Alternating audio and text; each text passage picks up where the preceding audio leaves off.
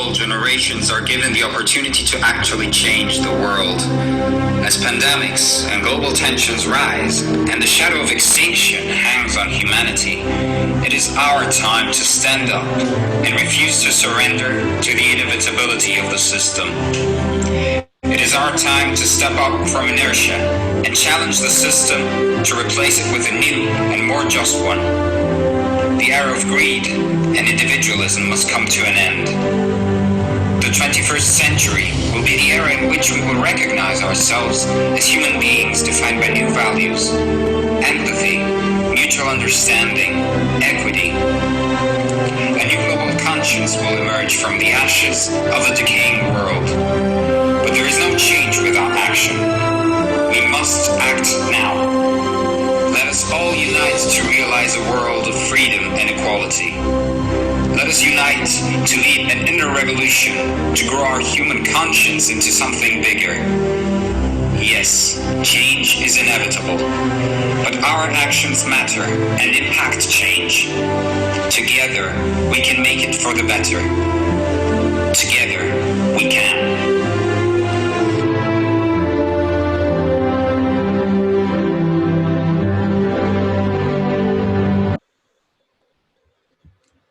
So, welcome everybody to the panel on youth strategies in the 21st century. I am Carlo Luciani and I am part of the Youth Leadership Network, which is a project that was born in order to strengthen the collaboration between youth leaders around the world with the great help of the World Academy of Art and Science. So me and my friend Bogdan Salii, also from the Youth Leadership Network, will be moderating this session. And we are grateful, of course, to Gary Jacobs, the World Academy of Art and Science, and the United Nations for giving us the opportunity to participate in this beautiful event. So first of all, I would like to present our panelists for today. Faye Simanjuntak, who is the founder of the organization Ruma Faye. Radha Kulkarni from UNICEF and representing today Young UN. Marco Vitiello from the Youth Leadership Network and also Junior Fellow of the World Academy of Art and Science. Zhibek Karamanova from the Young Lawyers and Businessmen Association.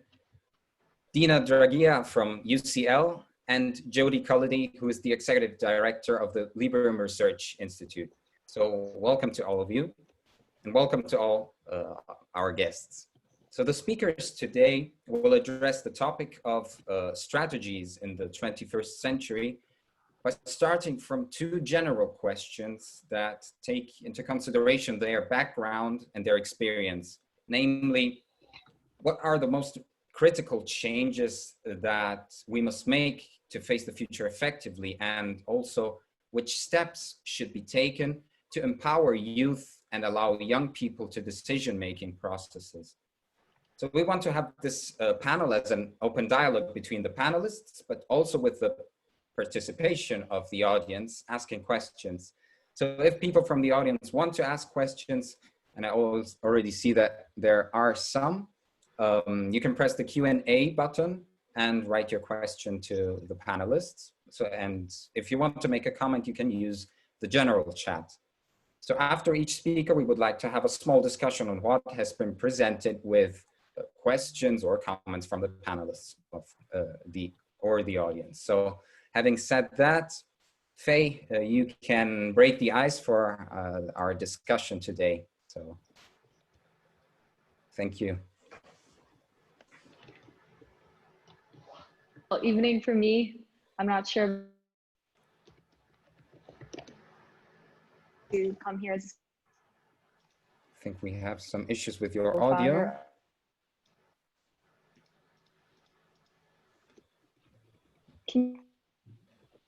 Try to switch off maybe your video so that we maybe can understand better what you want to say, you'd like to present.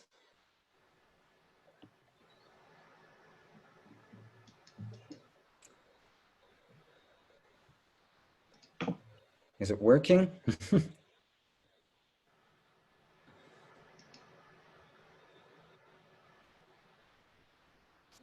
Okay, I don't know if the our team, our technical team can help us here. I think it's, well, if these problems continue, maybe we should start off with Radha, who is our guest from the United Nations and representing the UN Youth. So maybe Radha, you can break the ice for today's discussion. Absolutely. Thank you so much. Can you hear me? Can everybody hear me? Yes, good. Great. Perfectly. So thank you so much, Carlo, and thank you so much to the World Academy of Arts and Sciences for organizing this and giving all of us the opportunity to kind of express some of our thoughts around the two guiding questions and more broadly around youth, future, and change, these being the three key words. In the multidimensional world and the set of challenges that are now confronting humanity, I think there is indeed an urgent need for global leadership. There is definitely an urgent need for a unified global vision so that mutual support could be built, multi-stakeholder commitment could be kind of gathered, and enhanced institutional effectiveness and basically effective action. And I think in recent years, more so coming from the United Nations representing the young UN, I think there is a lot of questioning going on around the need for multilateralism and whether it is still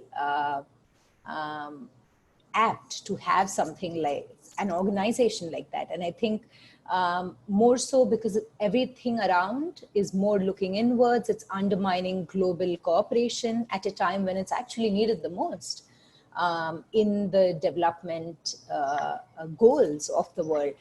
So I think hence it's imperative that the United Nations and the world at large, stakeholders across the globe actually stand up, quickly adapt to the fast changing realities that we see around us.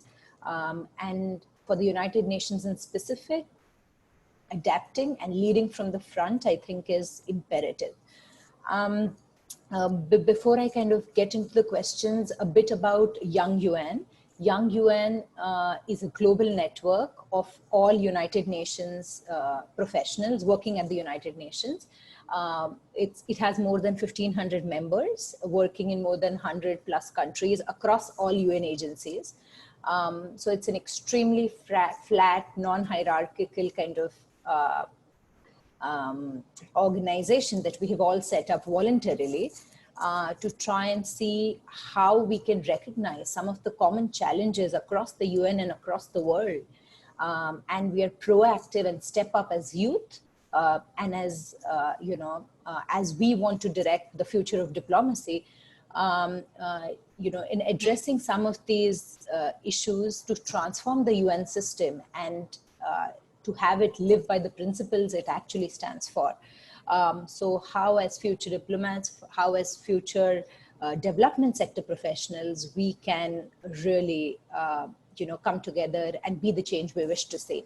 So that's a bit about Young UN. Now I can get into the questions. The guiding questions were that what are some of the critical changes we must make to face the future effectively, and how can we, empower the youth in doing so? A couple of things. Maybe I'll start with the recent trends. Like there have been a set of new trends that one observes in the future, and then what are some of the critical changes that the United Nations could make to adapt? Now, there are mega trends that are becoming apparent today, more so, and they will be amplified in the years to come. There is rapid technological advancement, there is artificial intelligence, there is climate change, there is migration, and there are so many issues that are interconnected. So there is an opportunity to really address some of these challenges by focusing on the drivers of change. What is driving all of this change? There are frontier technologies, especially big data or artificial intelligence, which have actually the potential to make or break the world order. And they're likely to produce a set of societal, economic, and political transformations that we cannot yet fully comprehend because these are unprecedented times. So the technology revolution could really be a game changer, even in terms of, the Sustainable Development Goals achievement, how it can transform global institutions, how it could, kind of entrench injustice, poverty, and increase inequality if not directed in the right way. So I think it is therefore very, very critical to harness some of these frontier technologies for the public good, including having like a people-centered approach and an inclusive approach, which is guided by ethical, human rights, and gender equality standards. I mean, to give you an example, for example, deep learning AI. So deep learning AI is AI that learns based on large data sets. So these are now right into our living rooms, right into our life through news feeds, election campaigns. I mean, all of that is getting fed to us at all times. So there may be really a need for countries to perhaps establish new set of laws, which haven't been heard of on social media, maybe social media laws, who knows? And especially, I mean, even the advent of fake news, which is so rampant, the world will increasingly perhaps look up to the UN as an independent, non-partisan third party to provide a way in which we could establish what is truth, what is, veracity of the news, data, somehow somebody maintaining an official history of events, which is fact-checked. So that is, I mean, these kind of frontier technologies are likely to actually even erode the power of states and multilateralism. The concept of sovereignty has been in a constant flux, especially in this globalized world. And operating a system solely based on sovereignty is going to be increasingly difficult, especially because what one country does no longer just affects that country alone, it affects the globe.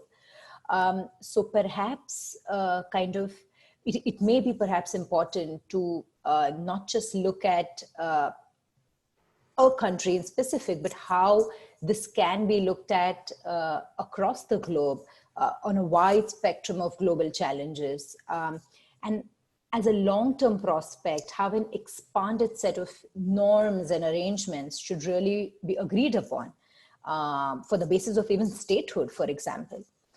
So these are some of the trends and interesting patterns and complex issues that the world may encounter or is already beginning to encounter today. And so what are some of the critical changes that the UN Radha, must make? You have 1 minute left. Okay. So what are some of the critical changes the UN must make?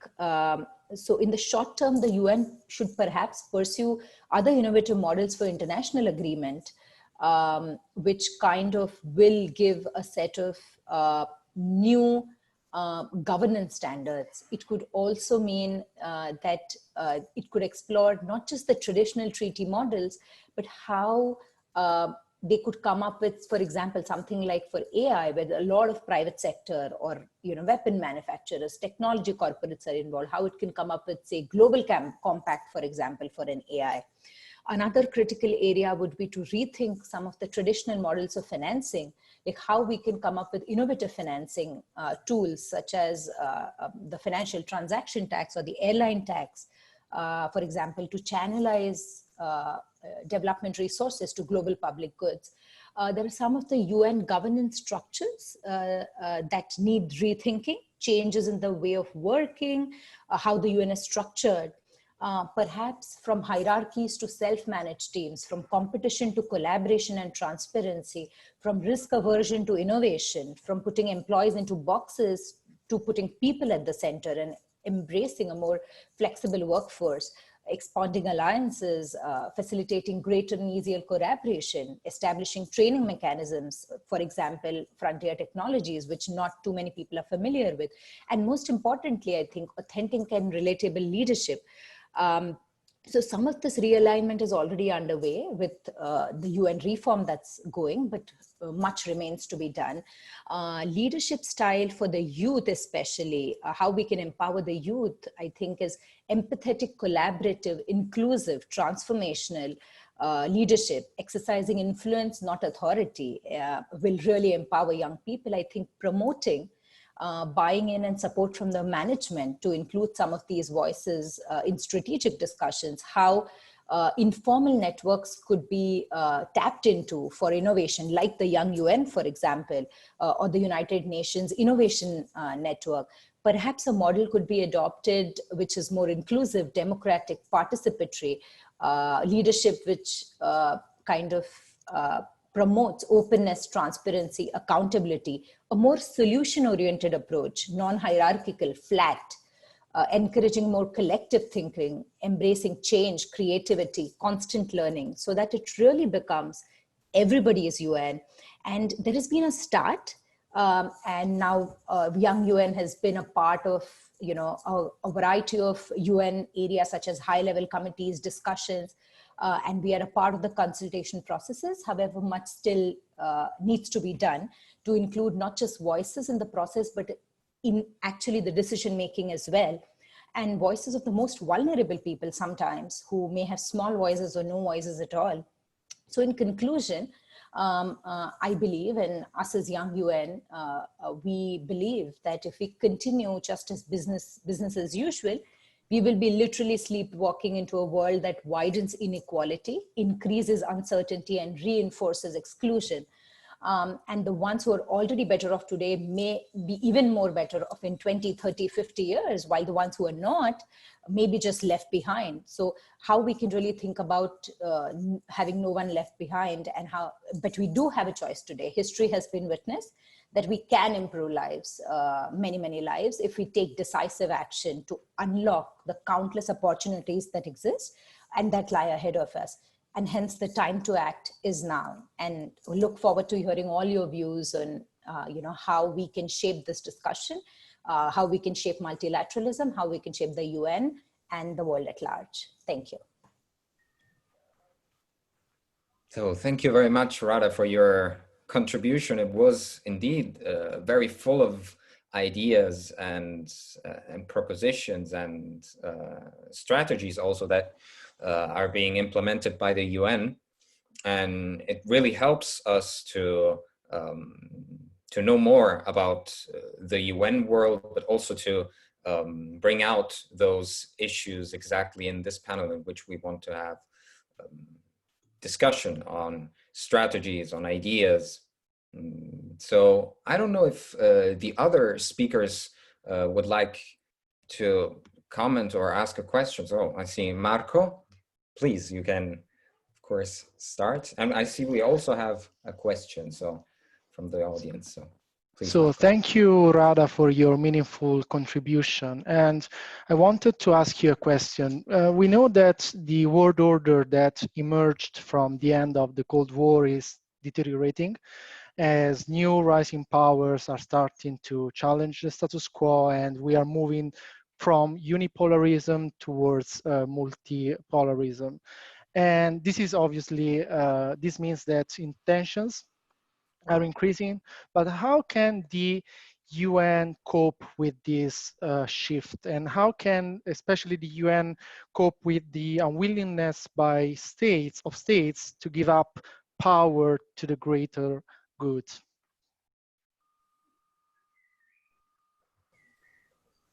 Thanks, Marco, for the very interesting question. I think it's extremely valid. It's extremely valid when in a world where the balance of power is incredibly skewed, and there is no willingness to give up power as has been witnessed. I think perhaps a way out is more creating more win-win situations. I would imagine, because I don't think we live in a world anymore where winner can take all. So if there is a way in which we can bring multiple stakeholders together, if there is a way we can think about expanding the pie in some way. And if there is a way in which we can have multiple stakeholders come together and really create some of these win-win situations, I think may be the way forward. And that would need a lot of thinking in terms of, innovative models, right from financing to how treaties are done, how negotiation is done, everything. I mean, because of course, in the interest of time, I couldn't go into the details, but some of the things I touched upon, I think some of this thinking needs to be done for us as the next generation on how we can create these ecosystems around multi-stakeholder, inclusive, and win-win engagement. So I would say that may be a good starting point. Okay, so Jodi, you also have a question for Radha? Definitely. Radha, thank you so much for your contribution. I do have a specific question, and as you're representing the UN and you're talking about these win-win situations, it would be fantastic if we had a lot of these different types of organizations coming together. But what barriers, and I'm sure you're very familiar with this at the UN, getting people to sit in the same room and moving talking to action, what barriers do you personally see your organization facing, or when we're trying to make these changes kind of in the near future, and how can we get over those barriers? I think the biggest barrier for a large set of problems that exist today in the world is that we aren't listening enough. We aren't listening to each other enough. We just hear, but we don't listen. We don't listen, we don't, and generally one listens to respond, but not to understand and to genuinely comprehend. So there is a difference between listening to just respond and listening to genuinely care and understand and comprehend and then act. So I think perhaps the generation, us, the young people, need to make that change. We perhaps need to be the change we wish to see. And we start really listening to what everybody is saying. It could be stakeholders, it could be states, nation states, it could be a different variety of interests that are at play.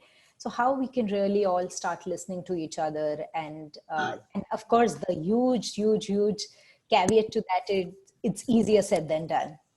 So perhaps I think there has to be some starting point, and Young UN is a starting point, for example, which is more of a proactive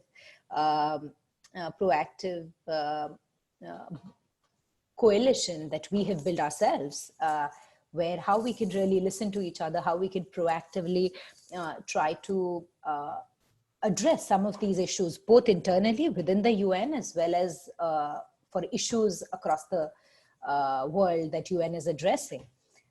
So yeah, maybe organizations such as these, flat, non-hierarchical, open, transparent, ready to listen, ready to act, and collaborate, I think most importantly. And maybe one day this will be the new normal, and this may just be the new way of working, which isn't today, unfortunately. So yeah. So thank you very much for your interesting comments, and I think listening and being capable of listening to local communities, regional problems is indeed one of the most important things that we need to achieve as a new generation. And we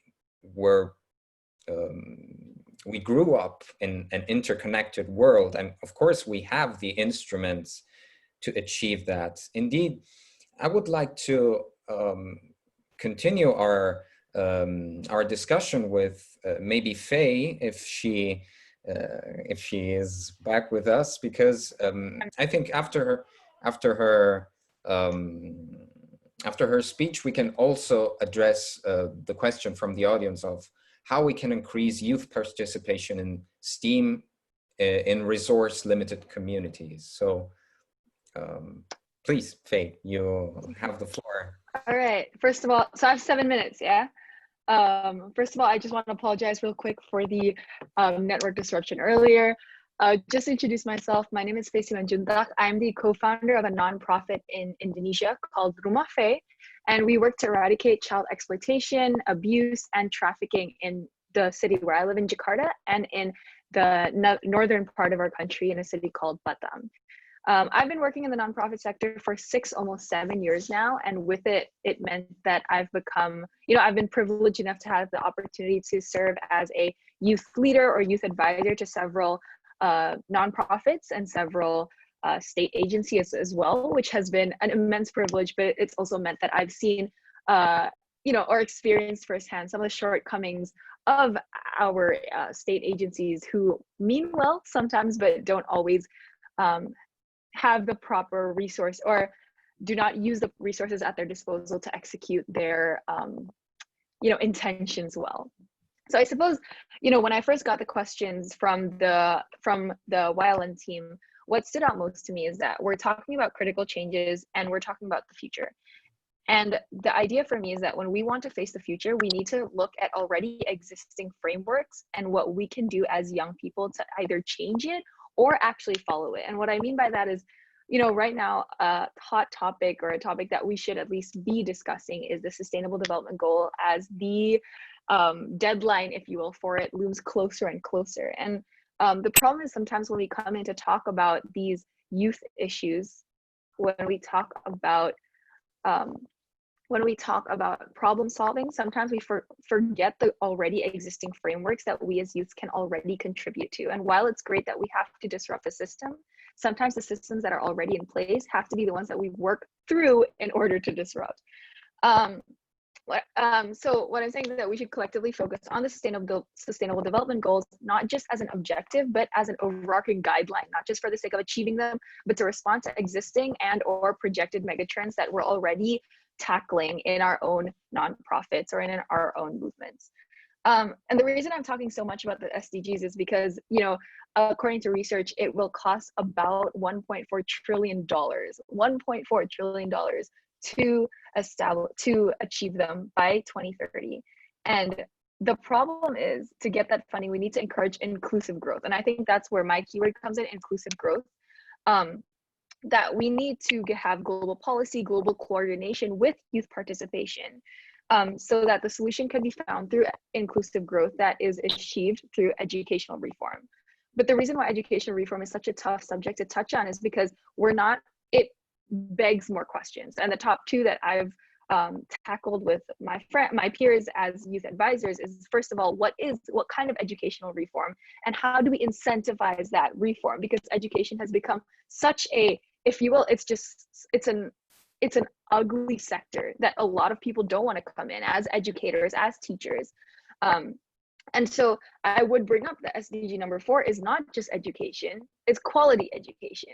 And so I'm not an educational expert. I don't think I can speak on what kind of education can be considered quality education. However, each country does have to establish what quality education means. What is the standard for education in their country? And how are they going to make sure that that education is not just, science, math, English, but also applicable modules that can be implemented in the future that we're facing. It has to come with evaluating what kind of issues are we facing in the future, and how are we making sure that our youths are fortified with this education in order to become active participants, active members of their communities.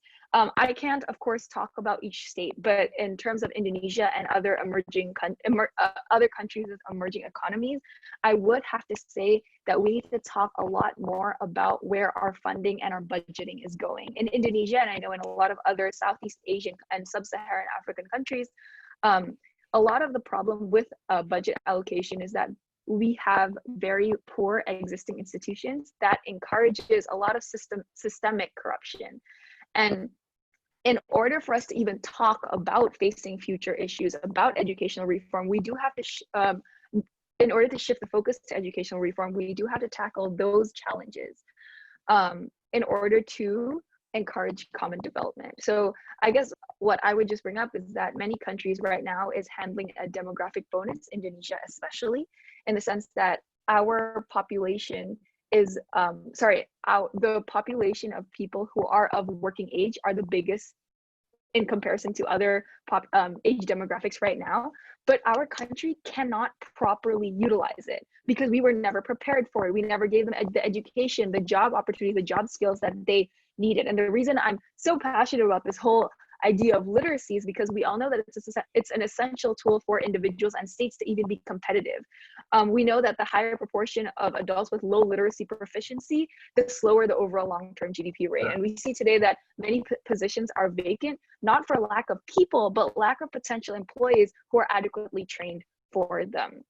I suppose what I'm just trying to say is that youths will only be able to adapt to this future that we're talking about so generally if they're fortified with good healthcare and education. Inclusive growth means balanced social progress, and that expands to pension and medical insurance system. It expands to increase investments in education and affordable housing. The goal is to close the economic inequality that we see today and increase the ebb and flow of national and global economy. However, I do have to say that we can't talk about facing global critical challenges without recognizing that despite the increasingly globalized stage, many states are in independent positions of conflict in which educational reform is a second priority in comparison to more pressing issues, including peacemaking, peacekeeping, and peace building. I would bring up, of course, food insecurity. Not being able to afford enough food as opposed to attaining a satisfactory level of education can be a trigger for violence, for instability, particularly when the institutions are weak and economic disparities are broad. So so that's kind of my answer for the first question. Just real quick about the second question, steps to take to empower youth. I think for me, it's just focusing on not just education, but the rehabilitation of youths in conflict. We have to lift youths into systematic, not just advisory positions of power. People in national and regional positions of power must be expected to develop democratic and participatory youth policies relevant to the state's current situation, and that's geographically and location wise. I guess I would just close by saying that identifying and empowering smaller youth movements with less access to resources is absolutely key to this. We throw around the word empowerment so much in youth activist circles, which is definitely not wrong. It's an important thing, but empowerment seems to have turned into a monochrome, like black and white identifier, if you will. You're either unempowered or you're either unempowered or you are empowered. But this doesn't really pay attention to structural dimensions that inhibit or support our change making. It doesn't recognize the dimensions that inhibit or support our access to resources and the ability for us to influence societal change. So I suppose when we're talking about what steps should be taken to empower youths, I think we shouldn't really focus too much on empowering individual change makers, although that should definitely be focused on, but we also need to examine the systems they inhabit that have forced them, and I say forced because we shouldn't have to become youth activists, the truth. So we have to be examining the systems we inhabit that have forced us to become disruptive, that have forced us to become youth activists. Yeah, that's all from me.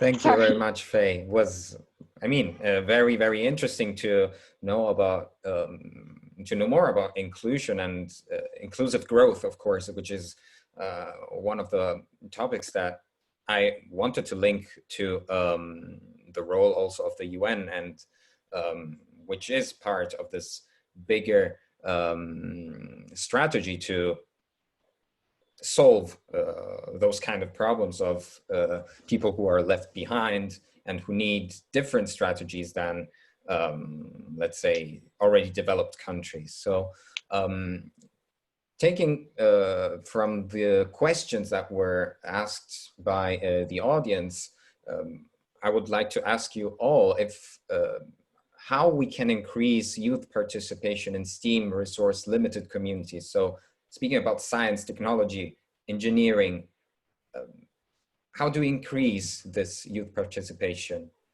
according to you? Is there some strategy that can be implemented? Because of course, as Radha said, technology must be used. We must take every advantage of these new technologies, and of course, studying those issues is crucial. So I don't know if you would like to reply to give a. Yeah, so like I said, I'm not an educational expert or a STEM expert, so I can't speak particularly about that issues, but I have worked closely in terms of community development and grassroots community education in areas of where children do not have the same privilege, who are of low-income families and whose families do not have a stable economic income.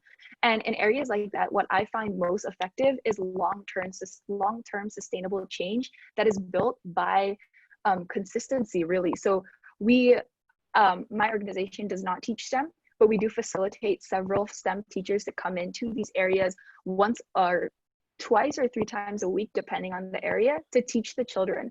And when we say teach, we don't just mean coming in and teaching biology, physics, and chemistry, but we also come in with mentorships. We also come in with leadership and build long-term relationships and communities that make sure that they're facilitated to not only understand and learn and receive that education, but also to find jobs, but also learn how to implement that education and that knowledge. So I think for me personally, what we need to do as youths is not just come in and teach once in a while, but also facilitate long-term change through intergenerational community support.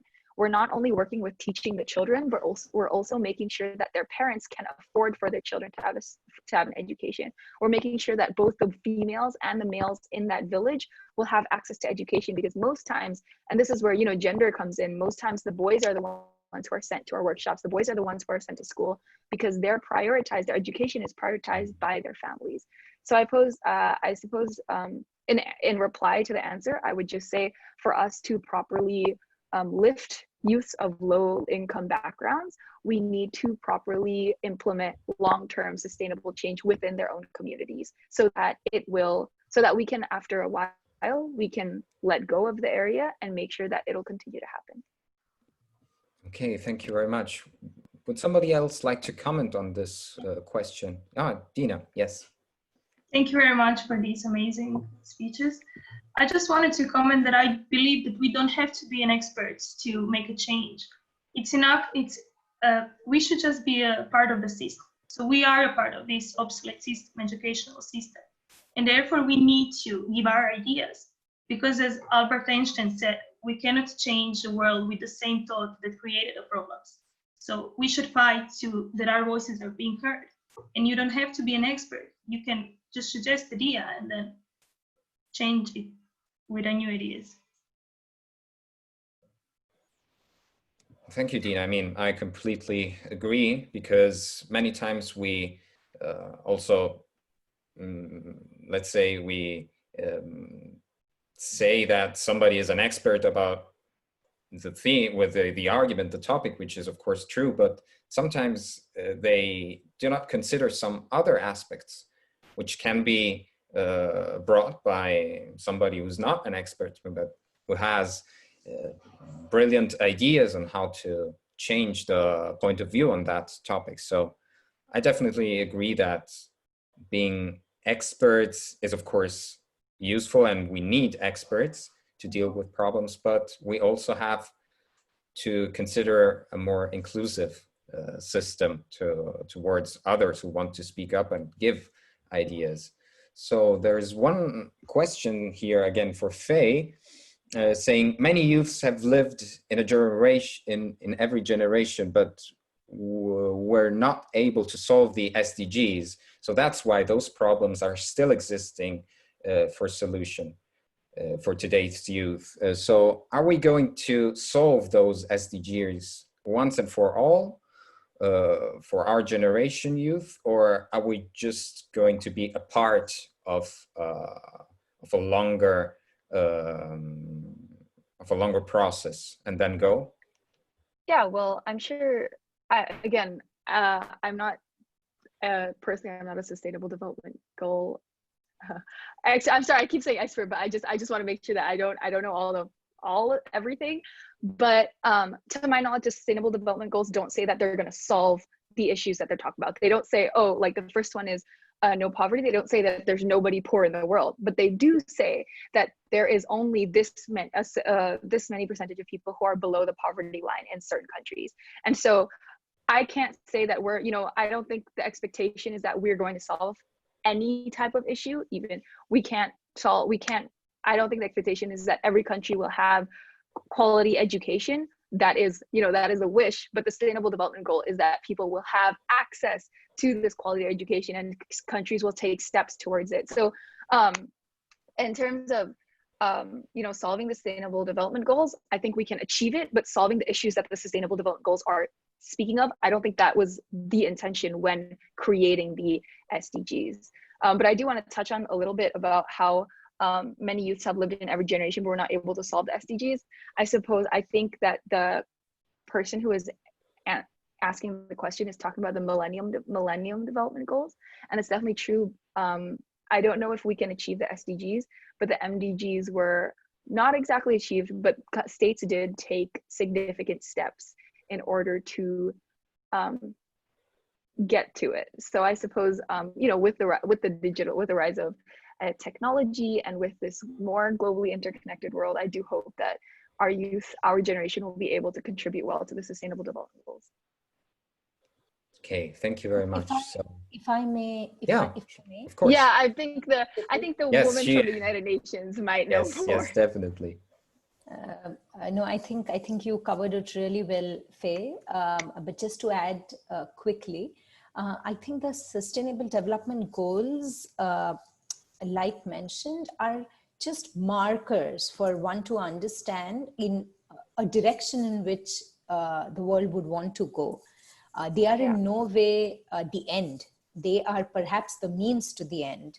And why some of these issues have not been solved, I think there are, I mean, as much as we would want a world to be perfect, utopia, there are systemic, there are, you know, structural barriers across the world, across domains, across thematic areas.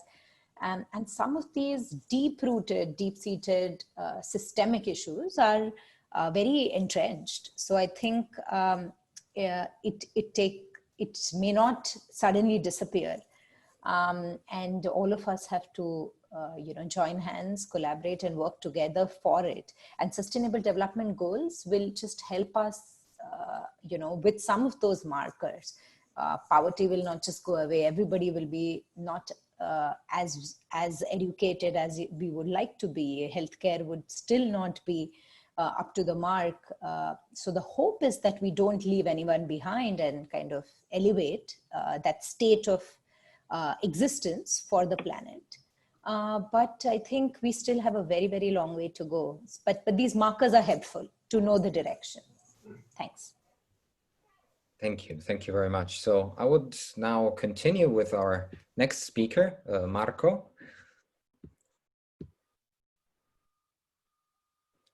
You have to unmute yourself. Yes, I'm going to share my PowerPoint. Perfect. Let me know if you see it. Can you see it? Yes. Okay, so first of all, I wanted to thank you all for being here with us today. It is an honor for me to have the chance to share my ideas with these wonderful speakers and our wonderful audience.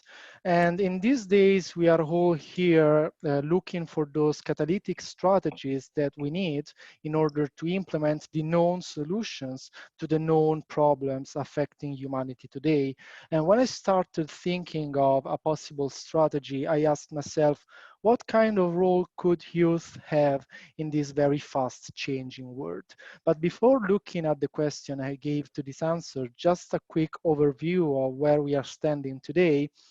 And we know that today the world is changing at a very fast pace, but apparently not really for the better, as nationalism, populism, and authoritarianism are spreading worldwide, and these ideological and political forces are strengthening competition between nation states, cultural systems, and human beings in general. And in addition to that, we know, as I said before, the international order in which we have been living for the last 30 years is deteriorating as new rising powers are starting to challenge the status quo, meeting the resistance of other major powers. And this is obviously increasing tensions and competition even more. And all of this is happening at a historical time when we have no other choice but to cooperate in order to implement those known solutions to those known global problems affecting us today. So what about youth in this context? Well, we make up almost 65% of the world population, and we basically, most of us grew up in a hyper-connected world, which allowed us to get in touch with people coming from very different cultural backgrounds. And for this reason, many of us have quite good intercultural skills in communication. In addition to that, we tend to give our best when we work in teams, but above all, what I truly believe that connects us is this profound dissatisfaction with what is happening in the world today. And this is why not only we want things to change, but most importantly, we want to be an active part of that change. And what strategy then? I believe that young people may contribute, if well organized, to realizing the shift from individual leadership to collective leadership. And individual leadership is about one amazing leader having one amazing vision and influencing his followers to work together in the realization of that vision. Collective leadership is more about collaboration, is about uniting, getting together, and envisioning together a better future for all. And collective leadership takes place in a non-hierarchical and cooperative context, where people are free to share ideas in order to agree on strategies, in order to achieve common interests and solve common problems. And another important characteristic of collective leadership is the interchangeability between leadership and followership. You can be a leader or a follower depending on the task the team is working on, and depending on your educational background, on your expertise, on your personal skills, and so on. But most importantly, in my opinion, it is very important to understand collective leadership also in terms of a strong, concrete, and real intergenerational partnership. Not only young people want to change the world, and actually not all young people want to change the world, but also all people coming from all different ages and generations want to make a change. And many of us, besides the differences, are working in that same direction. So only by collaborating effectively with everyone, we will be able to make the most out of our common efforts. And last but not least, this is very important to me, I believe that collective leadership contexts can help human beings develop empathy and mutual understanding. And these are two values that we really have to work on, as in my opinion, only by learning, because actually you can learn empathy. This is a skill you can actually develop. Only by feeling empathetic with one another, we will then be able to actually cooperate in the construction, in the realization of a reality which is better not only for ourselves or for our communities, but for all the human beings living in this planet. But today I'm not only talking about theory, and I'm proud of the fact that I have the chance to talk about action, because 1 month ago, Carlo Luciani, Bogdan, Salii, and Dora Damjanovic and I created the Youth Leadership Network. And this was a step that we took also thanks to the strong collaboration with the World Academy of Art and Science acting treasurer, Natalia Pogosheva, and with the strong support by President and CEO of the Academy, Gary Jacobs. And we created this organization with the objective of reuniting young leaders from all over the world and bring their voices to the major international conferences. And this is what we are doing today, for example. But we also thought of YLN as a forum where we can all share ideas and strategies, but also as an empowering platform from which all together we can take concrete action. And so far, obviously, we have worked so far in a collective way. We have shared leadership, and our cooperation has been transnational, transcultural, and intergenerational. We are coping with diversity. We are making the most out of our diversity, and this has been so far the key of our success. So what conclusion? I believe that since its creation, the World Academy of Art and Science has been connecting the global civil society. And I believe that as YLN, we are doing the same, let's say at the junior level, but we are also connecting with the partnership with the World Academy, the junior level with the senior level. And this is a very important step, in my opinion, and I might be idealistic maybe, but towards the creation of a global conscience. And this is the next evolutionary step we must take in order to recognize ourselves as equal human beings being part of the same system, and who want actually to create a better reality for everyone living in the system. And I will just conclude by saying that even though change is inevitable, I do believe that our choices matter and that our actions impact the quality of this change. And many times when I talk with my friends about my work with the Academy, with YLN, they tell me that I am a utopian, that all of us are utopian and idealistic people who can't cope with the concreteness of the reality. But my answer to that, as usual, is that, in my opinion, utopias make the world advance. And thank you for your attention. So thank you very much, Marco, for your enlightening presentation. So does anybody want to comment on what was said on collective leadership and on values such as empathy and as a strategy? Or because I think that collective leadership is, of course, something we need to achieve in order to be more connected, to know more about ideas, to come together for common strategies. But at the same time, it sounds, of course, very utopian, and it's not very easy to become concrete with those kind of ideas. And sometimes some realities, of course, they think about these interesting utopian ideas of collaboration and how to solve problems together. But of course, there are some realities that need to focus on very short time problems, like what will we eat tomorrow? How can I pay for my education? How can I become more also competitive as an individual coming from a developing country? How can I be inserted in this panel? And of course, I share with you the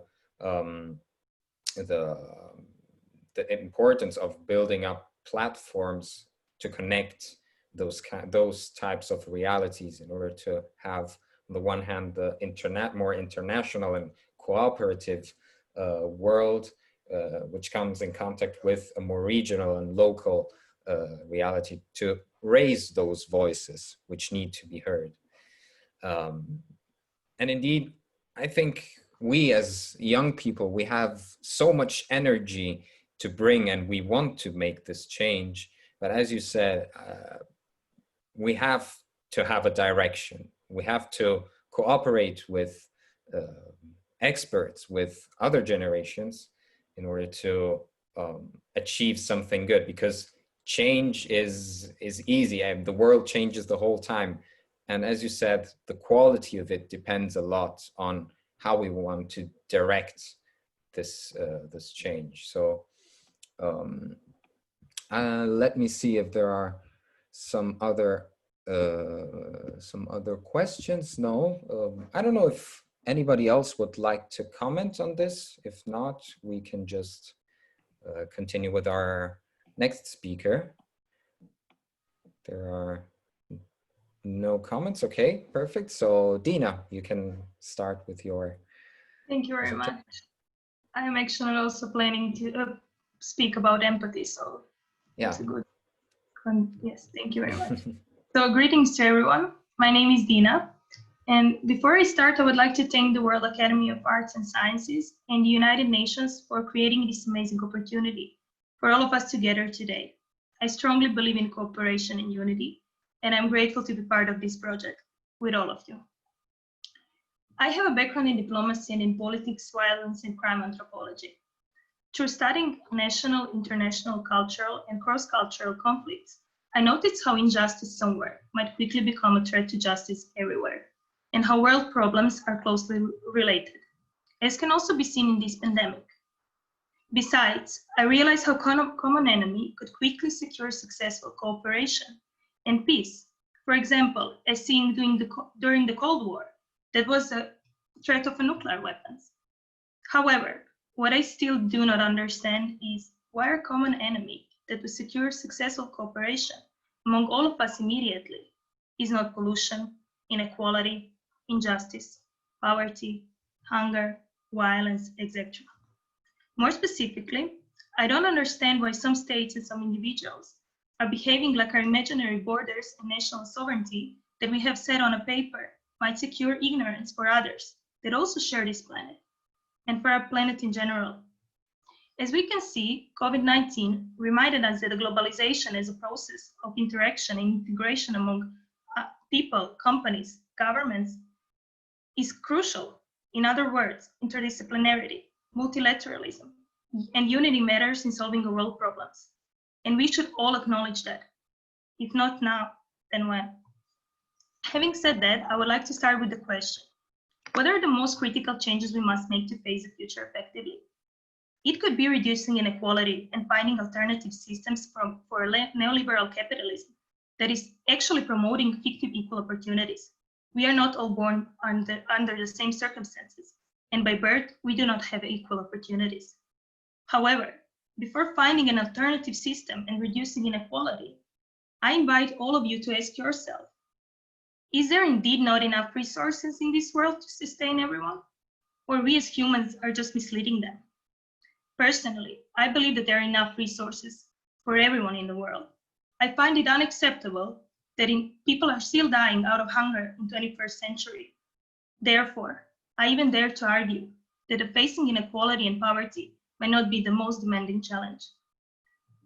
I believe that the most critical challenge could be to change the minds and hearts of the people that are not willing to help to share equally with others and to respect our planet and all living beings same as themselves. So I would suggest that the main goal would be a better tomorrow, to produce a generation that has a set mindset for helping others, to cooperate with everyone equally, to live in synergy with our planet and others, to find unity in diversity. If we can create just individuals, we could create just systems. Same as building houses. House is not built from top to the bottom. It's built from the bottom to the top. So we should start from the beginning. Unfortunately, as you all said, some obsolete systems, for example, educational systems, are promoting individuality in a wrong manner. They support competitive individuals, societies without empathy for others, whereas inequality is always present. Therefore, we have to produce institutional concepts that are capable of building just individuals. The system first has to be the change that we should see in the world. People in power should start engaging more effectively, because younger generation lost hope in their credibility, since there is more theory than practice from their side. For example, the system should urgently start implementing the strategy of sharing the resources with all, at least to secure that all individuals have a decent life: food, water, clothes, shelter, medical care, security, and social recognition. Governments cannot promise change to a future generation as long as they have individuals dying of hunger in the 21st century, not to mention other problems.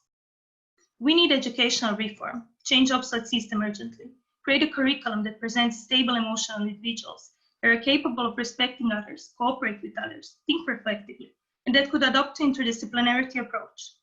Also, we should support young leaders and their organization in raising awareness. We should help young leaders to make an empathy and teamwork as a trend through movements, organized events, rather than violence protests. We should raise funds for young people to share their message through creative events such as humanitarian film festivals, exhibitions, workshops, sports events, etc. To encourage young people and of course children as well, to engage in creative change. Goal should be to produce a global trend of a culture of empathy and respect towards diversity. For example, UN has 5 million followers on Instagram, but they did not share this event with their followers. So therefore, I kindly ask all the influential individuals and organizations to share our message. Our initiative is saving our planet and your children. It should be a priority that our voices are heard. Sometimes I have a feeling that some governments are actually afraid of the change, because the change could happen so easily today. If we raise awareness through media and advanced technology, and we all unite, such as similar to Black Lives Matter movement, we could achieve unity. So to achieve unity and raise awareness, I also suggest that World Academy of Arts and Sciences and United Nations organize a conference on which they would invite all the NGOs, organizations, and movements to unite to start solving the problems under one name, not each individually. Activists should be united since we all have the same goal, better tomorrow. Once we united, we can act locally and globally, culturally and cross-culturally. However, we should create a dialogue platform, as my colleagues mentioned, or application that represents transparency and connects us easily with organizations, and of course, with civil society. Just as we find friends on Facebook, we should be able to find ideas and activate people, engage them, not members only. Life is not about few individuals. Life is about all of us. A lot of people are not engaging in a change because they think they're not educated enough. As we saw, we are not an expert, but I do invite everyone to engage. If you have a pure heart to actually change something, you should engage, because the knowledge we need is the knowledge of love, empathy, and unity. I also noticed that young people have amazing ideas and projects, but we often do not have enough financial resources as students, so we can't actually make it happen. So institutions should create a specific fund to young leaders and their projects. To sum up, to empower young leaders to decision-making process, we should create institutions that will secure physical, mental, emotional, and spiritual fulfilled individuals through educational support, education for all, free education, new curriculum based on the emotional stability of an individual, through economic support our ideas and projects with funds, political support, institutional support, allow political influence for young leaders and their ideas. Governments and systems should join forces with young leaders. We can't change the world problems with the same mind that created them, as mentioned prior, and Albert Einstein stated. Therefore, young leaders should start sitting next to those in power, or in front rows, not behind. Because our vision matters. Adults have not inherited the earth from their grandparents. They have borrowed it from us, their grandchildren. Also, psychological support is really important and crucial. Young people often have an impact that they cannot change the world because they are not supported, encouraged enough, educated enough. This results in the feeling of worthless inferiority complex, not having enough courage of making changes, not engaging enough. It turns and makes us feel inadequate, and we end up giving up before we even started. We are defeated before we even begin, and that is unacceptable. Motivate us to participate by showing us that our voices matters. If governments create an ignorant society, soon those same governments will be ignored, and what then? So my goal, and to finish, is to encourage those in power to change the world through producing a new mindset paradigm based on unity, empathy, and emotional stability. Also, we should create one institution or platform where we all can be the change we wish to see, not just members only. Our voices are equally important. Therefore, today, I invite all of you to unite and realize that primarily through this pandemic, we are all in this together. And if we don't unite now, then when? Thank you very much, Dina, for your presentation. And indeed, empathy and building mutual understanding is is crucial, is one of the aspects that that Marco just mentioned, that I also mentioned when I replied before. And indeed, on this, there was a question that maybe you both can address, and of course also the other speakers. So Leon is asking, what kind of method should we be practicing if we try to bring young people to adopt healthy characters such as empathy and mutual understanding? So what method could we implement? We can start with educational system that supports individual emotional stability, because education is, empathy can be learned, actually. You can learn empathy. So also, not only education system, we can start with the kindergarten, then go to primary schools. And then later on, we should learn, and we should be able to implement idea of an empathy to individuals that are attending kindergarten schools, and we should all give them equal opportunity to attend. Because, for example, you have Montessori and Waldorf school that is really interesting. It is working on individual emotional stability, but the problem is it's private and it's not accessible to everyone. So therefore, I would like that someone who has found and who can found these schools to be open for everyone. Because if you want a better tomorrow, you need to start implementing empathy in a new generations, because then you would have a lot of new ideas that are willing to help this world, willing to help the planet. And the world can be actually changed. It's not a utopia, it's humanity. It's something that we forget that we are born with. Okay, yeah, thank you very much. And I don't know if Marco also wants to, yeah, please. Yeah, I agree with Dina. In order to raise a new generation of empathetic individuals, we must start from the education system. And since kindergarten has considered that probably 99% of the individual you will become in the future is determined by what happens to you during the first 5 years of your life. But even adults can develop, even grown-up individuals can develop empathy. And how do you do that within an organization, for example? I will tell you what I do with my job and with my when I work with Carlo. What we do as YLN, we try to set an example. So we try to put ourselves in the shoe of the other, and by doing that, by actively listening to what the other has to say, and by asking him questions like, how are you? What is happening to you in your life right now? Is everything okay? We are setting a good example, and probably the person you are interacting with will replicate that behavior. So we really must understand that we are not all equals. We are all different, depending not only on the country we come from, on the culture we come from, but depending also on our personal lives. One thing is being an Italian person coming from a wealthy family. Another thing is being an Indonesian person coming from a wealthy family.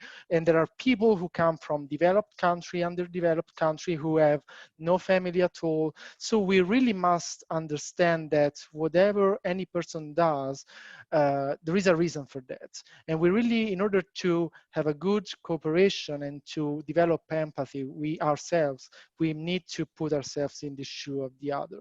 And by doing so, I believe that we can set an example. And I was not really empathic like a few years ago, and I kind of started becoming it by following what other people were doing, how other people were behaving with me. And this is why I believe that empathy can be developed even when you are a grown-up. Thank you. Thank you both for both of your contributions on how we could engage empathy, on how to build empathy for new individuals. So I would like just to ask Dina one last question from our audience, and I ask you to be brief in answering the question if possible. So Evans is saying that at the World Youth Forum, he went to Egypt and one of the members of the UN said, to never trust politicians because they will never stop lying to us. So is that the reason why the government can't promise us everything, or if we should not rely on them on everything? Yes, no, as I mentioned in my speech, you cannot promise a better tomorrow while you have people starving to death, because we can see that changes are not actually happening. Inequality, when it's inequality is present, no one is going to trust the system, because we do have enough resources. And when you see that there's no empathy, enough empathy of those in power, people just lose a hope. And then they call all of us utopian. But the actual truth is that we are human beings and we should implement empathy. And we should not allow, it's unacceptable that nowadays someone is dying out of hunger. So that's why people lost hope in the system, because we do have enough resources. If we can build a building of UN that looks amazing, we cannot have a homeless person on the street. It's a paradox of humanity, of an empathy. So therefore, I invite you all that we need to just show an empathy, and we who are privileged, we need to help those who are not. As Maria Teresa said, no one became poor by giving to others. This is the main goal of this humanity. We are here for a higher mission. We are not here to just work, live, and to worship money. We are here to be united, to help others on their journey. So therefore, today I'm inviting you that we find a strategy to share these resources with everyone, because it is a paradox that we have all of these institutions and that we do not have people, that we still have a people who are dying of hunger. I'm ashamed. I'm ashamed of being a part of a system that is allowing people, and especially children, to not have education or to die. I don't want to live in a world like that. And I believe that no one does. But we gave a trust to someone who is in a power. So these people should give it back. They should show a result. Look at us. We are here discussing. I haven't even finished my university. I'm finishing my university and I'm discussing the problems that the leaders should discuss. Not discuss, but they should be implemented. We should have, as Greta Thunberg said, we should have a normal childhood, because we put trust in governments and they are here for us. We are not here without us, there's no them. And also, as I said, we didn't inherit this planet from our grandparents. We are borrowed it from our children. So I think that we should, start implementing ideas for all these younger generations. And we should, yeah, okay. It's okay, I don't want to be. So. Perfect, thank you. Thank you very much. I don't know if anybody would like to make a very brief comment on this. If not, I would pass to our next speaker, Zhibek, who will contribute to the discussion. So, perfect. You have the floor. Hello, everyone. Thank you a lot for giving me a floor, a virtual floor, an online floor. Greetings to all the panel members and to the participants. My name is Zhibek Karamanova. I'm from Kazakhstan, from Almaty, Kazakhstan. I'm the lawyer by profession, but involved in many different business-related and education-related projects, both commercial and non-profit projects. And I'm very glad to join such a reputable and very intelligent panel of speakers. And when I was invited to join this panel, I asked what topics we will be discussing. And the broad topic was just the issues which any youth in any country might be meeting with. And I chose as the topic of my very short 8-minute speech will be youth unemployment. Personally, I started to work when I was 18 years old, when I was second year law student, and I was very lucky because by working at 18 years old, being 18 years old, I mean that I had a proper part-time work as a paralegal in a very reputable law firm. But I realize that not everyone is lucky as I am. Kazakhstan, we are a very large country by territory, but rather small in population. We have 18 million people. And we as a part of global community, we understand that youth unemployment is a very global problem. Statistics say that almost 620 million of young people aged from 16 to 24 either do not have a proper education, employment, or training. And another statistics say that out of those people, 75 million people, young people, they are trained, they have education, but still have no job. In Kazakhstan, youth unemployment rate is, at least I took the statistics from 2019, it was 3.8%, which seems not that high. However, being the citizen of my country, I know that it is rather high and we feel it. So when we talk about the statistics, how we measure it, first of all, government, as we all know, can provide statistics only if young person applies that I am seeking for a job, but I cannot find a job. So realizing that, we understand that there are many young people who do not apply anywhere, who might look for a job, but they don't go to the Department of Statistics, at least this is the state body in Kazakhstan, and announce that I don't have a job, please include me to the statistics. So I realize that this figure is much more higher than we have in official statistics on the websites of our state bodies. Why there are so many unemployed young people all over the world, and in Kazakhstan, in Central Asia, and CIS in particular? Of course, if we take the problem globally, the reasons are, and we touched upon this issue today, this lack of education. At one hand, yes, I fully agree with it. On the other hand, in Kazakhstan, secondary education is free and obligatory to any person. So even if you are from very poor family, from very far away village, you will get at least secondary education. So it means you will graduate from the school. Moreover, it's obligation of the parent. So it's not like if the parent is, for example, abusing children or drinking alcohol, children will not go to school. No, everyone shall go to school, and it's very, I think it's very well being monitored.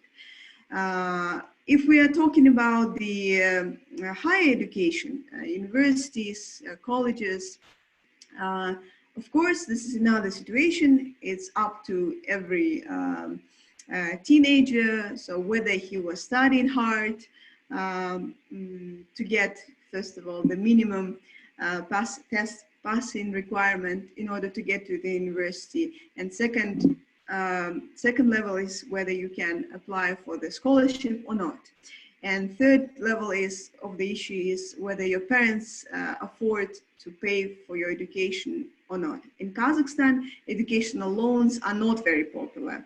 So it is very new product, and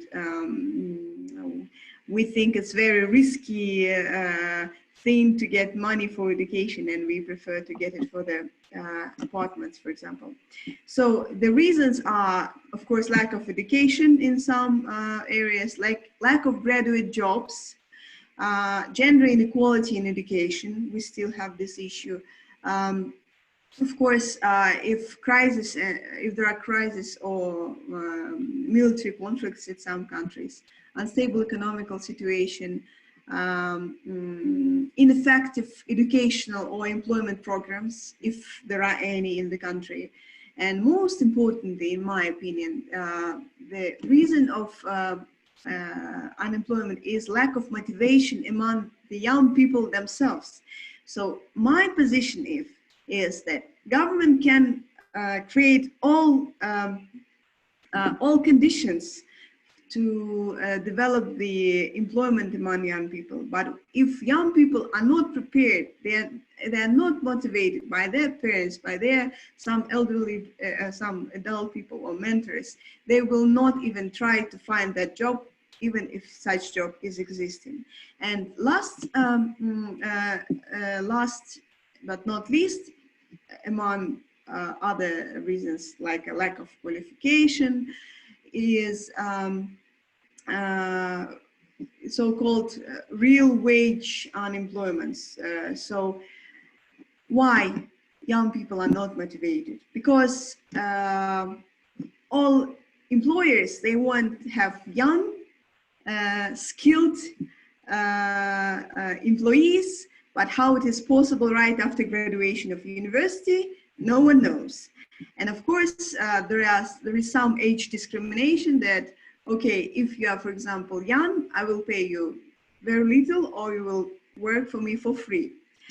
The other thing is why it is so important that young people will be employed in every country.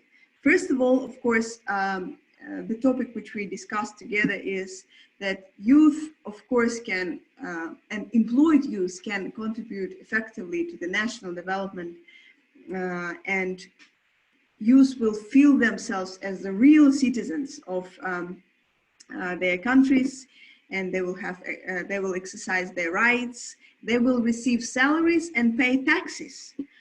Another thing is that youth unemployment can prevent companies and countries from innovations based on human capital investments. And of course, as we see now in some countries, youth unemployment and poverty in general can lead to the political instability. So my suggestions is, of course, that governments, they need to address the youth very crucial and at the same time smooth transition from school to work.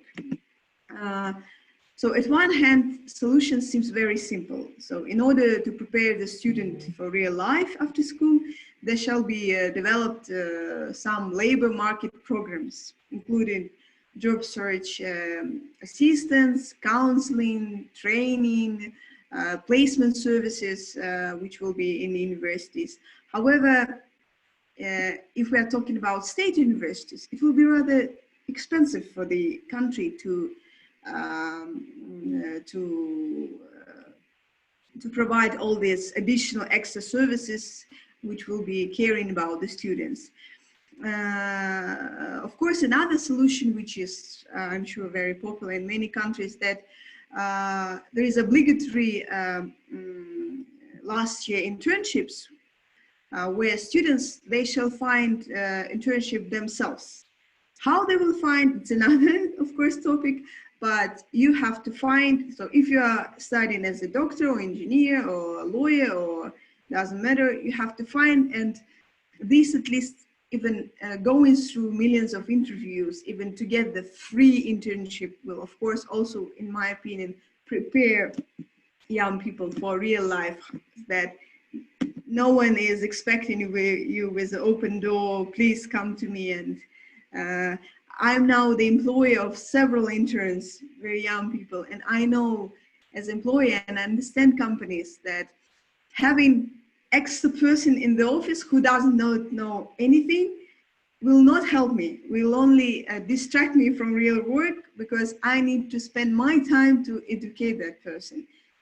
Therefore, I urge all young people who are listening to us, or if this will be recorded, that if you are offered a free job, please don't tell to the employer, oh, I'm already 21 years old, and you are saying that I will be exploited by you. No, I think it is a privilege if it is a normal company. If you are continuing your education with that internship, it will be a good opportunity to study and to learn more from practitioners. Another thing is, I think that all young people shall understand what is hard and soft skills. At least in Kazakh universities, we are not being educated what is hard and soft skills, like communication skills and other skills which everyone shall know and use, and that will also help to get a job. Another thing is that all young people shall foster entrepreneurial mindset, so that if you even cannot find a job, please create job yourself, make something with your hand, or create startup, even it's very small. That will also help to decrease the youth unemployment rate. And of course, monitor labor market trends. All the things we can discuss it further together will help, I think, develop rather stable youth employment situation in every country. My view was as the view of practitioner who has interns in my office and who was intern myself. And I understand what is youth and employment myself. And my position is that it is not only the obligation of the country to provide the conditions, but it is also the duty of each young person himself to prepare himself for the adult life.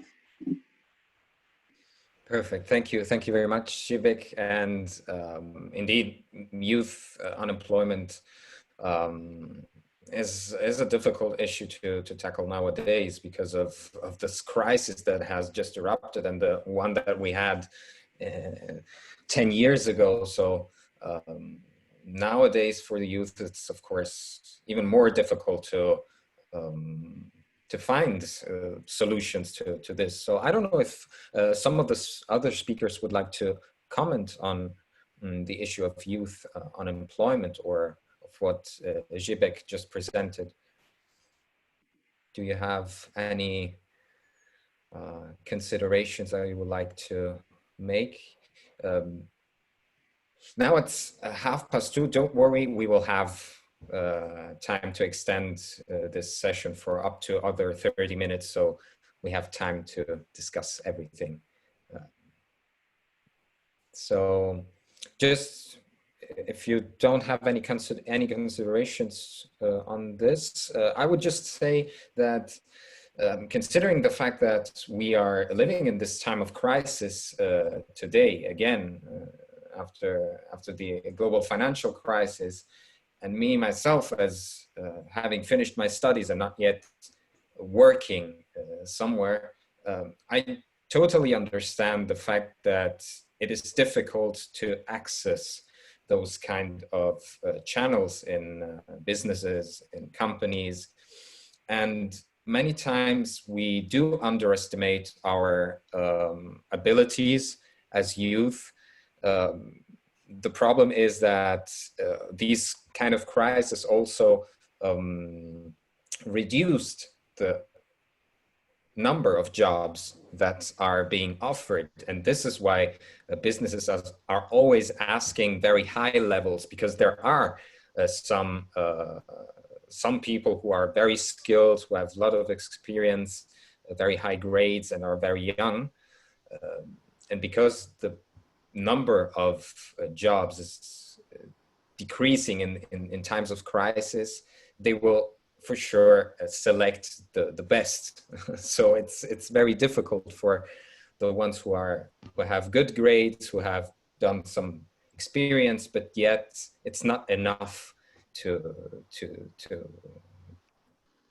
get into this world of work. I fully agree with you, Carlo, because basically it's a topic how to be competitive on the labor market, that graduating from university sometimes is not enough.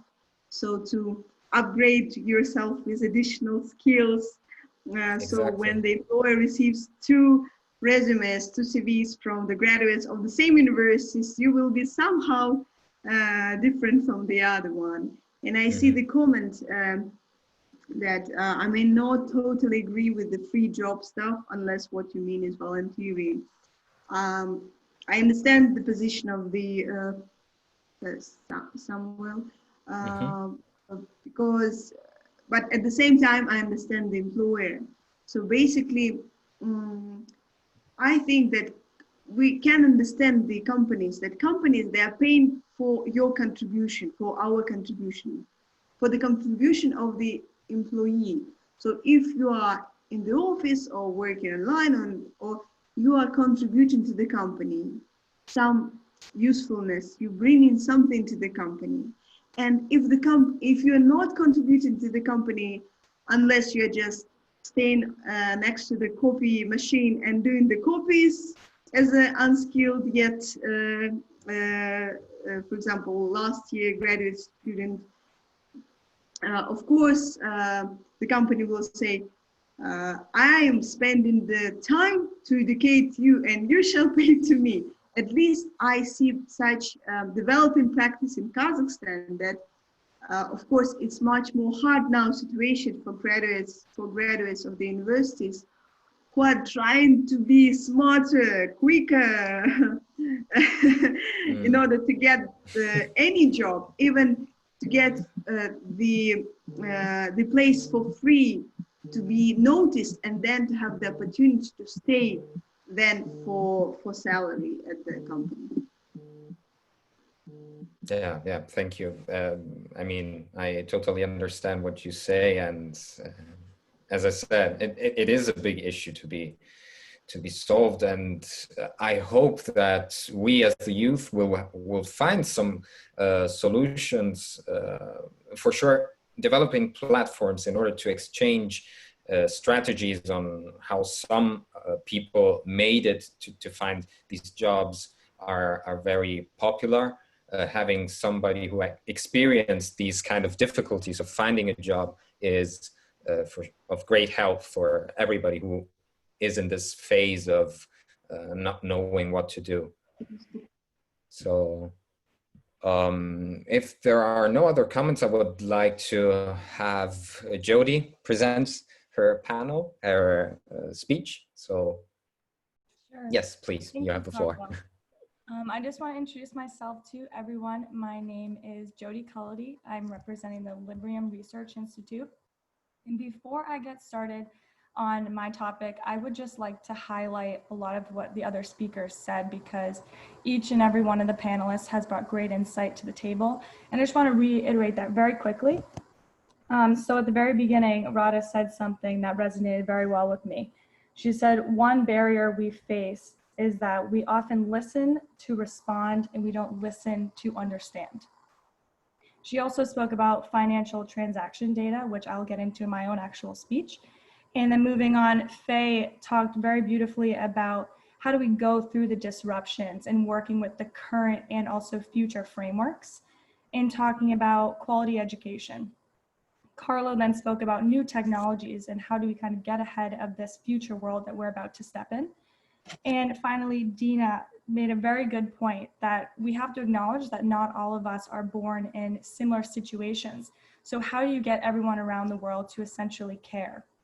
And then our final speaker, talking about the lack of education and underestimating the ability as youth and the huge issue we have with unemployment. So with that, I would like to give you a little bit of background about what I do. And I'm currently leading a research institute in the United States focused on developing strategic predictive modeling for the future. So essentially at the close of the 21st century, we will have 11 billion people on this earth. That is the shortest amount of time that a population has astronomically grown that fast. So as Marco and Carlo are leading, we really do have to be strategic in this moment due to the increased amount of people and lives that are be joining us very shortly. So I would like to introduce a new topic, and it is about technology and how do we get strategic. And I do just want to reiterate, and I'm sure many people are very familiar with a lot of the buzzwords that we've been hearing, which is AI, machine learning, etc. But I want to get more tactical about what that means. So essentially, a new modeling technique that we're representing at the Institute is called agent-based modeling. And our goal with agent-based modeling is to help make predictive complex simulations easy for everyone to use. So essentially, with this new population growth, how can we have a bottom-up approach? As Dina mentioned, when you build a house, you go foundation up. And unfortunately, the traditional approach that we have in our lives today, and that will probably be around for an additional 5 years, is that one-size-fits-all bottom-down approach. You can't really say, in my own opinion, healthcare for all. We have to get more customized for each individual. So this actual predictive simulations, and I know that word sounds a little bit complex and scary, but with the education that we're providing and some of the modules that we'll be implementing into some schools, it's really to let people know that we want to think on an individual level. We want custom solutions for each and every person. And as data, as Radha mentioned in the very beginning, we will be having extensive data in the near future, as we already do today. And that's only going to grow as more people get access to social media, as more people get financial transaction data. We can actually predict individual behavioral problems and interactions between people, from the very small city I live in, Atlanta, to Faye in Jakarta. We can actually connect those and then make solutions for our leaders to implement in a more custom bottom-up way. So that's essentially my mission with the Research Institute. It's to get more tactical about future planning, being aware that technologies are on the rise, and tackling these urgent problems. I mentioned in my last speech with this group, in the US, we have a huge problem with mass shootings. And how do you truly predict the next mass shooter? It's almost impossible because everyone has individual motives and it's pretty hard to track. But thankfully, with this complex system modeling and with the data that we'll be having in the near future, we will be able to match people's human behaviors and interactions that they've had with other people and hopefully stop crises like that happening again. So I kind of want to go to my next section of my speech, and I just want to dive into crises. So we all know that we are in a world crisis right now with the pandemic, in addition to all our individual problems that our cities, our countries, or our demographics are facing. So I want everyone to take a minute and take a step back and realize that leadership right now is not easy, and it should not be easy. And I just want to promote that if you are not making yourself uncomfortable at least once a day, you will not be a good leader. Innovation is started with disruption and limitation. So if you're not putting yourself in situations that make you think out of the box, then I'm not sure you're pushing yourself. And I know that all of us are committed to changing the world. That's why we woke up at the various hours on this call. But I really want to highlight how disruption actually creates innovation, and limitation also creates innovation as well. So I won't go on too much longer, but I do just want to highlight here that we shouldn't let whatever is happening in the world today, whether our institutions are closed, whether we can't get the funding we need, whether COVID is disrupting our normal lives. I don't want that to be a limitation for anyone. I want more people to get online, start talking to a new person every single day. That is my goal, to talk to at least 3 new people around the world every single week. It's a small goal, it's an attainable goal, and I know that I'm able to hear and then rechange my strategy to shape the future. So don't let urgent problems blind you from emerging opportunities. I just want to repeat this and let that sink in. Don't let urgent problems blind you from emerging opportunities. And as Winston Churchill once said, never waste a good crisis. Thank you. Well, thank you very much. And so we're living in a big time of opportunity for us, for the world, to actually make something better, to change the world in a better way. So would somebody like to comment on what Jodi said, which I think was really, really interesting, which connected to all of what we already said, of the different topics. I don't know. Does anybody have a question or a comment on this? Okay, maybe it doesn't look like it, but I would just like to say that I indeed feel that this is a great time of opportunity to impact on what we can do. And indeed, your idea to know about stories, about people's lives, about what they do, about understanding some of the problems that we might not consider in everyday life is something that we need today if we want to become good leaders for the future, if we want to become inclusive, if we want to become connected to other cultures, to other people. And of course, it's difficult today where we sometimes may think more about ourselves, about our own problems in times of crisis.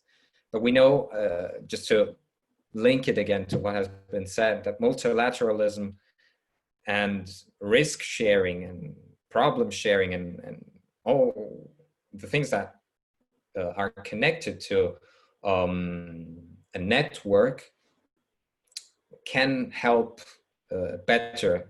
It helps us not to feel alone, to share our points of view, and to come out of this together. So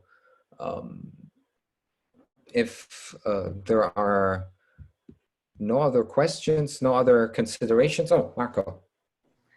Yes, please. Yeah, I wanted to say that I totally agree with what you, Jodi, have said about disruption and crisis. There is opportunity also when disruption happens, and we can grow out of disruption. And this reconnects what you said about connecting with people coming from different realities and thinking out of the box. Because when you meet someone who comes from another cultural system, you are forced, if you really want to understand him, to have a proper dialogue with him or with her, you are forced to step out from your tiny cultural boundaries, and you have actually to step out from your comfort zone. And it's kind of the same, because by stepping out of your comfort zone, by feeling uncomfortable, you can then grow as an individual, and then you can really succeed in understanding the other more and in feeling more comfortable in the end with diversity in general. And this is a very important intercultural skill, in my opinion. I will add one final note, because as we are all looking towards the SDGs and the future, we all should be very aware that education is going to change within the next 5 years, especially with the growth of technology and data at our fingertips. So that's a great sign. I mean, people in 7th and 8th grade, or ages 11 to 15, they're gonna probably stop learning about certain subjects, and they're gonna pick up computers and quantum computing and machine learning and things like that. So that is also going to contribute to future jobs. And as we were just talking about unemployment, it's getting better with the amount of technology, and people can become influencers now. People can do work remote. So I will give the advice that in any organization that everyone here is so gracefully representing, make sure that everyone is staying up to date with the future changes that's going to be happening right before our eyes and very, very quickly. And, you know, like the generation before us has been great leaders. Unfortunately, some of them have been stuck in that standstill, them versus technology, or also not grasping the changes. So I will just like to say that we're not going from the one-size-fits-all approach anymore, and it is going to become a more custom, individual approach as things move forward. And I think strategically, each person on the call should shape that into their own organization strategies.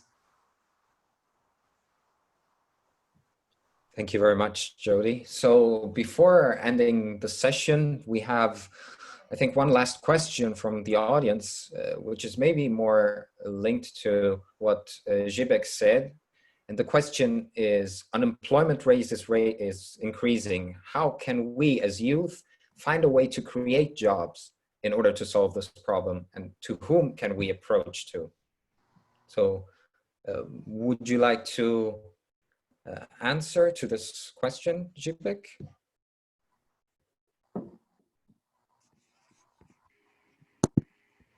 Hi.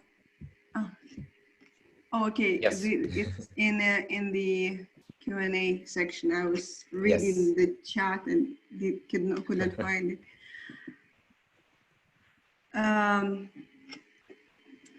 Yes, I fully agree that first of all, we as youth shall find a way to create jobs in order to solve the problem, not wait for the state or for someone to help us. So we can help ourselves at first hand. And how can we do it?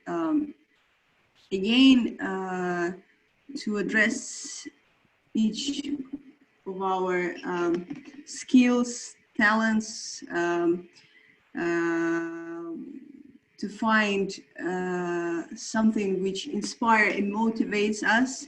I mean, the sphere of business or art. And I'm very glad that during last almost 10 years, we have so-called new modern word, as it's called, startup.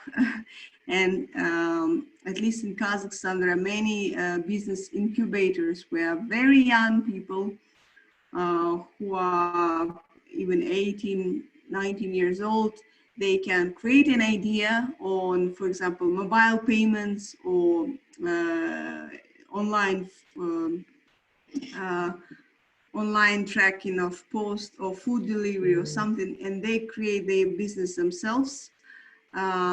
If they have a very solid idea, there will be investors coming and supporting it.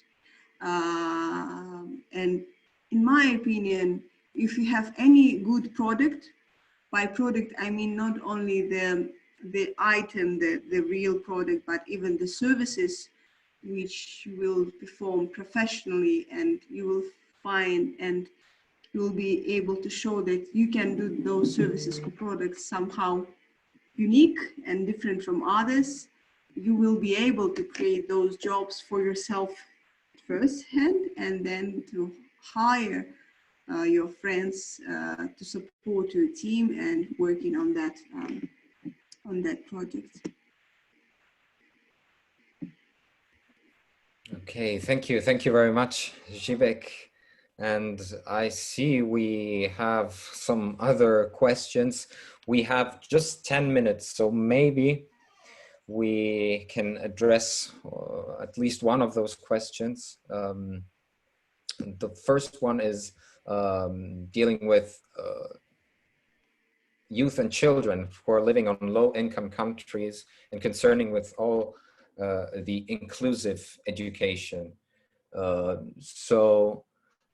Is there any thought on how these low-income countries can be inserted with this in this inclusive education system, which seems to be a bit unequal, let's say, in many parts? I don't know if anybody can answer can answer that, or oh, okay, Dina, yes, please. I believe that we do have, as I mentioned before, we do have enough resources to secure equality. So therefore, I'm just trying to invite all of those organizations, philanthropists as well, or everyone who can donate and make equality and build new schools or give approach to technology. This is some realistic solution, I would say. Yeah, thank you very much. That could be immediately implemented. Sorry? No, I just said a realistic solution that solution that could be immediately implemented is to give resources for those to share resources, because we do have enough. Yes, thank you very much. And also one last question, then we will finish. how can youth-led charities in resource-limited communities access connections for partnerships? I think Faye can best answer that. So Yeah, so I think it depends what kind of resources you're talking about, whether that's technological or financial. For Ruma Faye specifically, since we worked with a lot of grassroots organizations, one thing that I started first with was looking for national or regional grants in the region who are willing to loan or give us even money and a budget to learn, to have technology, to have education. And as much as a lot of bigger, there is a lot of, like Dina said, there's a lot of really big systematic issues with a lot of organizations. A lot of those regional, smaller nonprofits, they truly do have a heart to help you, and their funding might be limited, but it can do a lot of good for smaller youth-led charities. And we got a lot of really great support. There was an organization that pitched in and got a laptop for one of our communities. There was an organization that gives us a monthly stipend for technological needs of the kids, especially now with the COVID-19 pandemic.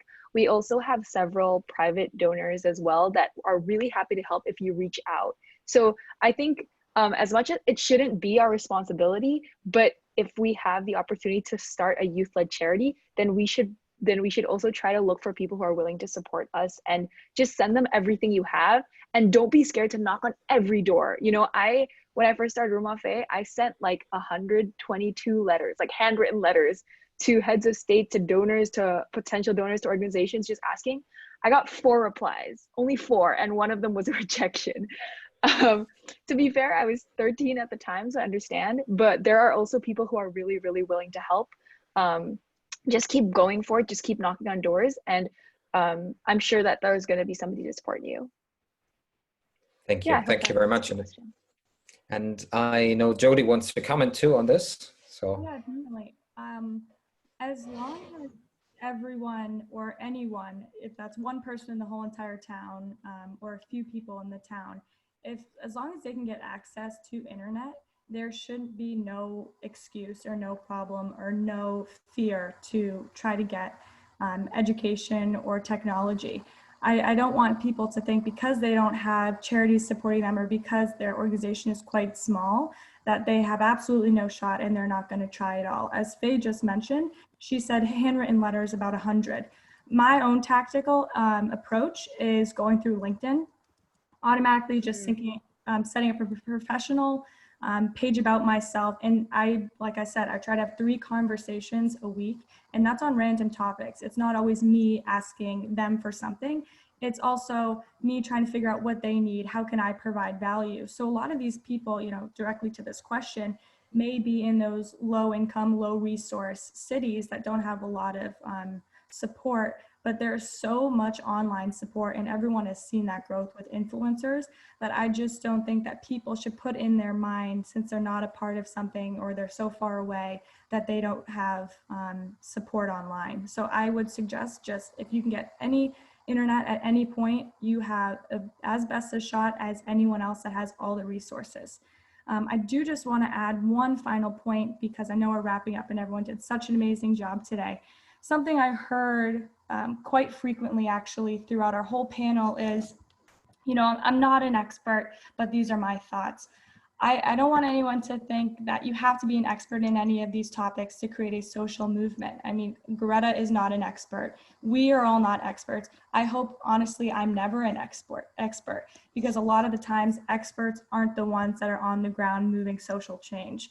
So I really don't want people to think, oh, because I'm not this stereotypical expert, I don't have the ability to change. I know everyone on the line, all the panelists, we have the passion and we have the ability to change. Expert or not, we're always learning. So thank you. That was my last point.